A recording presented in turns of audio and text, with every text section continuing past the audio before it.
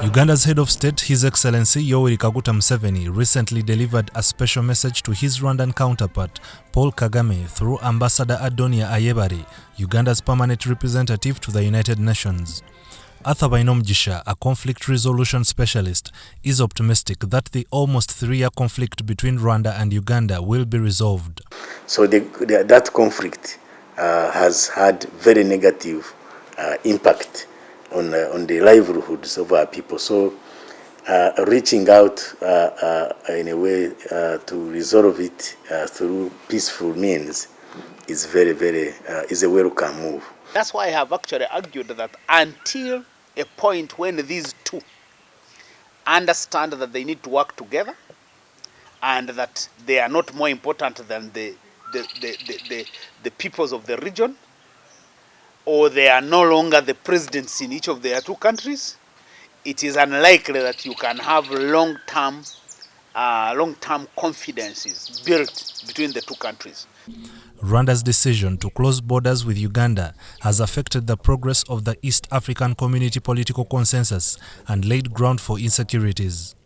So if Uganda and Rwanda were at peace and the whole region, the East African community was working together, they would be able to flush out the negative forces in Congo. In 2019, Presidents Museveni and Kagame signed an agreement to end the bickering and normalize ties between Uganda and Rwanda, but the efforts did not resolve much.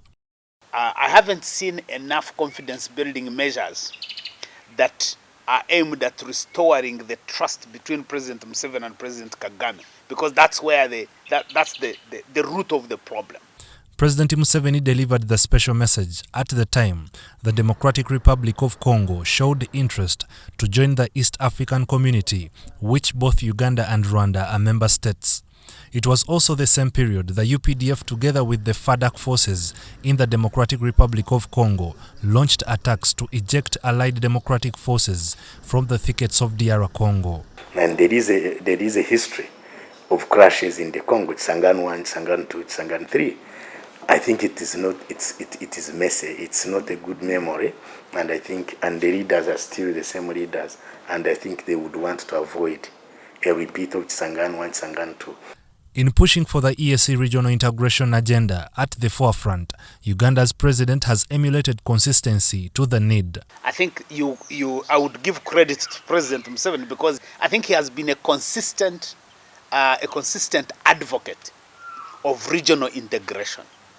And that is in spite of his problems here. The conflict has pushed these countries to a level where it is not winnable, it is hurting, and then I think this time, and in terms of conflict resolution, in terms of peacemaking, for me, when do you intervene? I think the time is now when you can intervene between two warring parties.